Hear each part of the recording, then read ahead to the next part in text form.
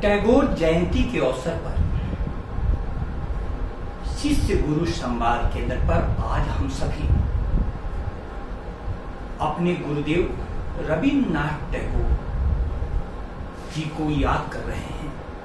शिष्य गुरु संवाद केंद्र पिछले 28 वर्षों से विद्यार्थियों के प्रश्नों का निरंतर जवाब दे रहा है और आज जब टैगोर जयंती है तो यह एक विशेष अवसर है जिसके द्वारा विद्यार्थियों के लिए एक विशेष मार्ग दिखाया जा सकता है। सबसे पहले मैं विद्यार्थियों को रविंद्र रचना संचय यह दिखाना चाहता हूं। इस पुस्तक में रविन्द्रनाथ टैगोर की सारी कविताएं, सारी कहानियां और महत्वपूर्ण निबंध सब यहां पर एकत्रित किए गए हैं। आज मैं रविन्द्रनाथ टैगोर की एक बहुत ही प्रसिद्ध कविता जो आज के समय में बहुत ज्यादा प्रासंगिक हो चुकी है, उसकी एक लाइन पर, एक पंक्ति पर चर्चा करना चाहता हूं। वह प्रसिद्ध कविता है चीतो जेठा भय शून्यो। लिखा तो उन्होंने था बंगाली में, इंग्लिश में उसका अनुवाद हुआ where the mind is without fear, जहां मन भय से मुक्त हो। अब इसको दूसरे शब्दों में कहें तो चित्त जहां भय से मुक्त हो, हे परमात्मा मेरे भारत को उस स्वर्ग में जागृत करो। आज विचार का बिंदु यह है कि हमारा चित्त जो भय से आक्रांत हो गया है उसको थोड़ा सोचें, उसका परिणाम क्या हो रहा है। अवसाद और आत्महत्या की घटना इतनी ज्यादा बढ़ गई है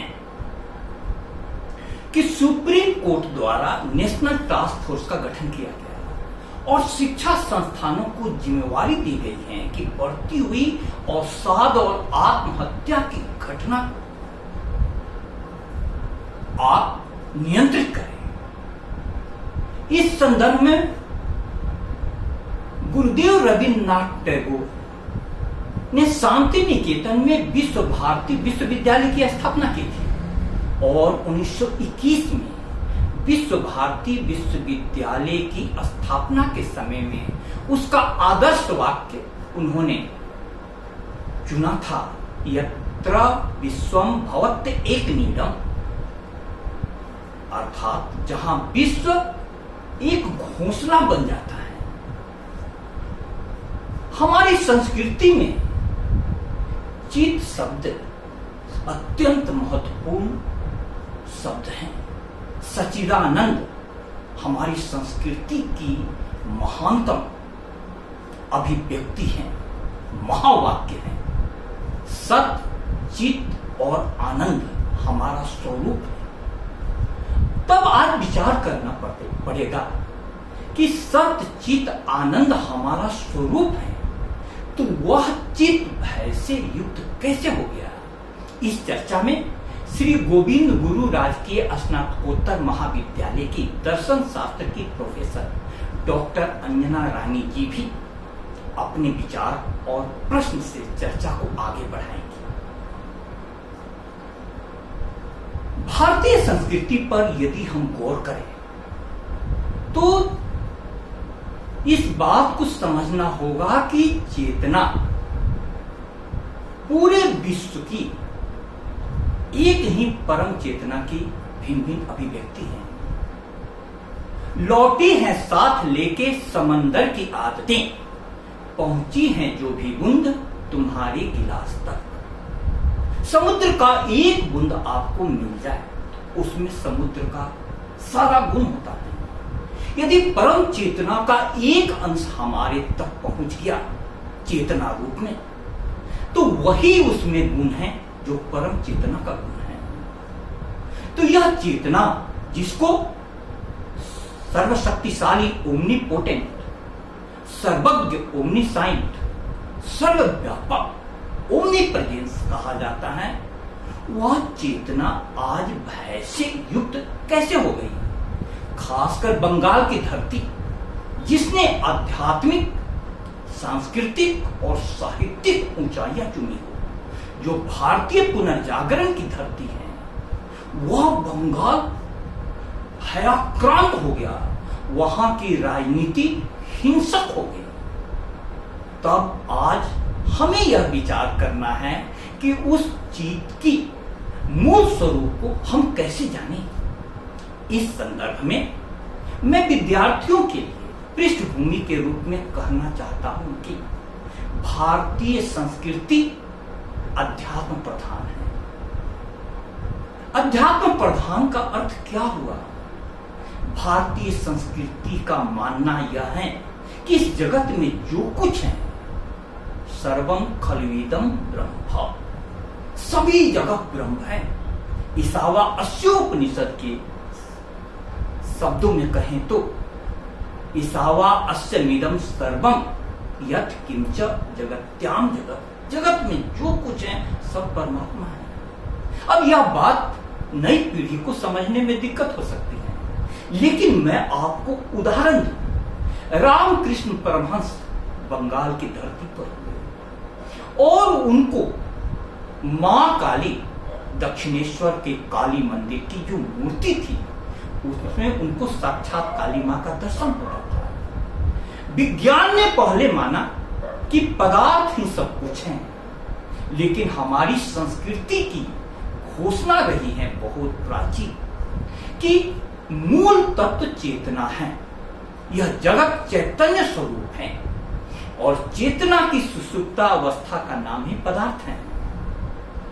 इसका सबसे बड़ा प्रमाण यह है कि काली की मूर्ति में रामकृष्ण परमहंस को साक्षात काली मां का दर्शन होता था।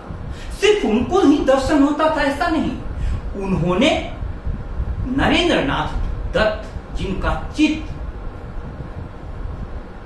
पाश्चात्य दर्शन के प्रभाव से और पाश्चात्य शिक्षा के प्रभाव से संदेह से भर गया था, और एक प्रश्न लेकर वे महर्षि देवेंद्रनाथ टैगोर के पास भी गए थे।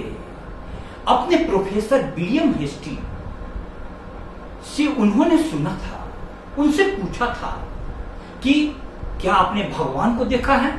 तो विलियम हेस्टी ने उनको कहा था कि तुम दक्षिणेश्वर के संत रामकृष्ण परमहंस के पास जाओ। उसके पहले वे महर्षि देवेंद्रनाथ ठाकुर के पास गए थे। वहां सही जवाब नहीं मिलने पर जब वे रामकृष्ण परमहंस के पास गए तो उन्होंने साक्षात काली माता का दर्शन करा दिया। अब सवाल यह है कि उस रामकृष्ण परमहंस को, जो कि औपचारिक शिक्षा से वंचित थे, उनके सामने में विश्वविद्यालय का सबसे प्रतिभाशाली और तार्किक प्रतिभा से युक्त नरेंद्रनाथ दत्त ने श्रद्धा से सर झुका दिया।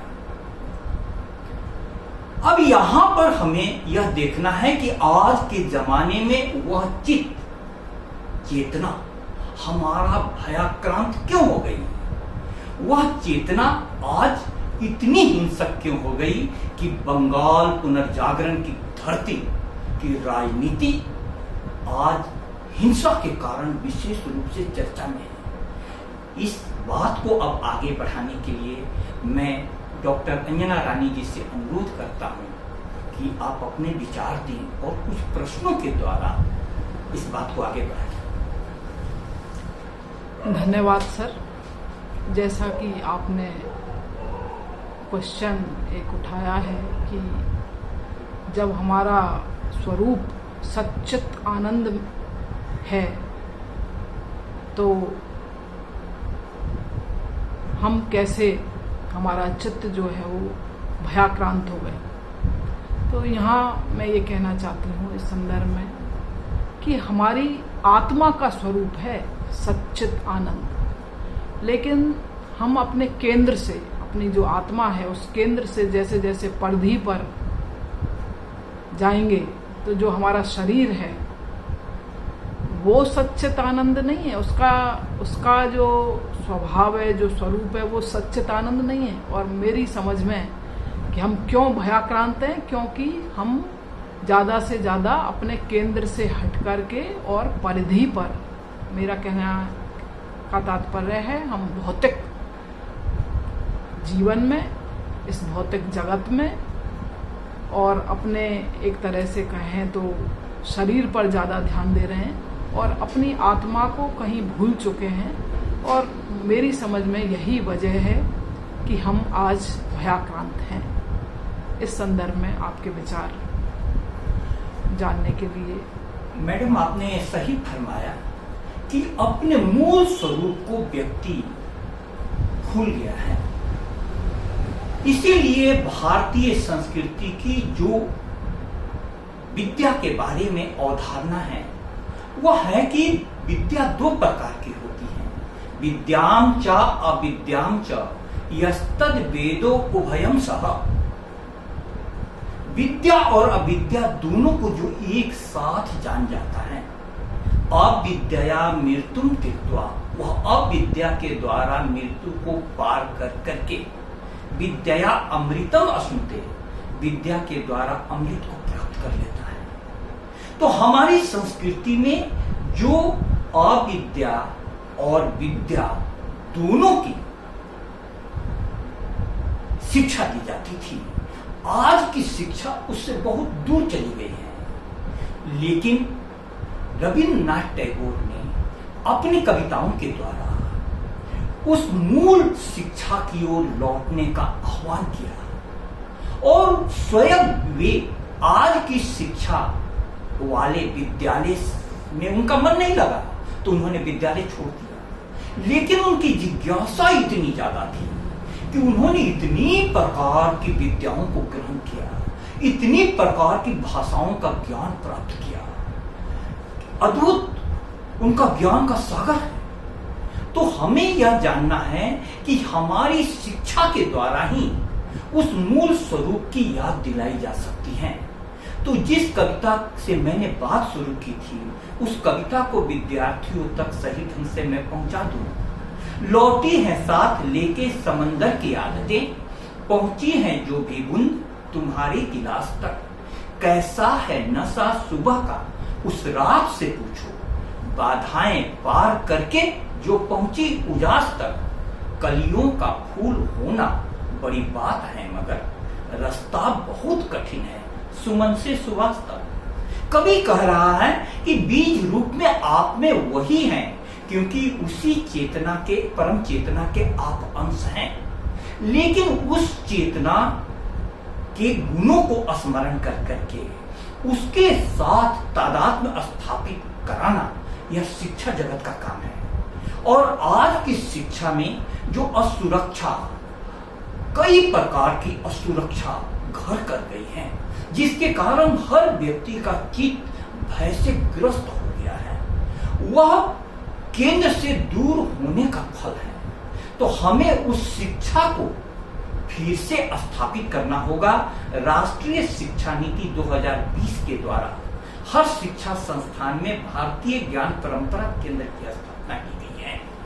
उसका मूल मकसद यही है कि हमारी शिक्षा उस आध्यात्मिकता और वैज्ञानिकता की ओर लौटे, जिसके द्वारा हमारा चित्त भय से शून्य हो सके। इस संदर्भ में मैम आप अपना विचार प्रकट करें। नहीं, आपने ठीक ही फरमाया सर कि हम जब तक अपने मूल स्वरूप को नहीं पहचानेंगे तब तक भय से मुक्त होने का हमारे पास कोई उपाय नहीं है। और इस संदर्भ में इसी उद्देश्य को लेकर के हमें अपनी शिक्षा को आगे बढ़ाना है। ठीक है सर। हमारी शिक्षा में एक जो आमूलचूल परिवर्तन होना चाहिए कि गुरुकुल प्रणाली, राष्ट्रीय शिक्षा नीति भारतीय ज्ञान परंपरा की बात करती है। गुरुकुल प्रणाली जिसमें गुरु और शिष्य दोनों पढ़ने और पढ़ाने के काम में अहर्निश लगे रहते थे, ज्ञान की आराधना में लगे रहते थे। इसी बात का प्रयोग शांति निकेतन में विश्व भारती विश्वविद्यालय में रविन्द्रनाथ टैगोर ने किया। जब हम अपने गुरुदेव रविन्द्रनाथ टैगोर को याद कर रहे हैं तो उनके द्वारा जो प्रयोग किया गया, उनके द्वारा जो रास्ता दिखाया गया, उस रास्ते पर चल करके ही जो हमारा चित्त भय से ग्रस्त हो गया है और अवसाद की ओर, आत्महत्या की ओर बढ़ रहा है, वह अपने मूल स्वरूप की ओर लौटे। क्योंकि इन लोगों ने कितनी विपरीत परिस्थितियों में काम किया था। जिस समय में उन्होंने यह कविता लिखी थी, उस समय में ब्रिटिश राज की गुलामी थी। उसके बाद उन्होंने उसमें संघर्ष कर करके एक ऐसे रास्ते को दिखाया जहां से व्यक्ति अपने मूल स्वरूप की खोज कर सकता है, और उसको उन्होंने अपने जीवन में सार्थक कर करके दिखाया। तो टैगोर जयंती की सार्थकता इसी में है कि विद्यार्थियों को अपने महानतम व्यक्तित्वों से जुड़ना होगा और उनकी जीवनी से जुड़ करके उनके संघर्षों को जानना होगा, उनके दिखाए गए मार्गों पर चलना होगा। तभी हम इन महान व्यक्तित्वों के जीवन से प्रेरणा ग्रहण कर करके अपने जीवन को ऊंचाइयां दे सकते हैं। इस चर्चा के लिए बहुत बहुत धन्यवाद टैगोर जयंती की। सर, मैं चाहती हूँ कि विद्यार्थियों की मांग पर आप इस कविता की, यदि आपके पास उपलब्ध है तो पंक्तियां कुछ पढ़ें। इस कविता की पंक्ति, जहां मन भय से मुक्त हो और मस्तक सम्मान से ऊंचा हो, where the mind is without fear and the head is held high, where knowledge is free, जहां ज्ञान का आदर हो, where the world has not been broken up into fragments by narrow domestic walls, जहां संसार सांसारिक युक्तियों में न उलझा हो, where words come out from the depth of truth, जहां पर शब्द आपके अंतरतम की गहराइयों से निकलते हो सत्य की, where tireless striving stretches its arm to its perfection, जहां नकारात्मक ख्यालों से दूर क्षितिज पाने की आशा हो, where the mind is, where the clear stream of reason has not lost its way into the dreary desert sand of dead habits, नकारात्मक ख्यालों से दूर क्षितिज पाने की आशा हो, जहां भेड़ चाल से दूर व्यक्ति विशेष के निरंतर आगे बढ़ने की करवटता हो। Into that heaven of freedom, my father led my country away. हे परमेश्वर पिता, मेरी ऐसी मातृभूमि को जगाओ। तो इसका मूल संदेश यह है कि हमारा ज्ञान जो सभी प्रकार के बंधनों से मुक्त होता हो, सा विद्या या विमुक्त, हमारे ऋषियों ने जो कल्पना की थी, उसी को रविन्द्रनाथ टैगोर ने अपने शब्दों में व्यक्त किया। टैगोर जयंती की बहुत बहुत शुभकामना।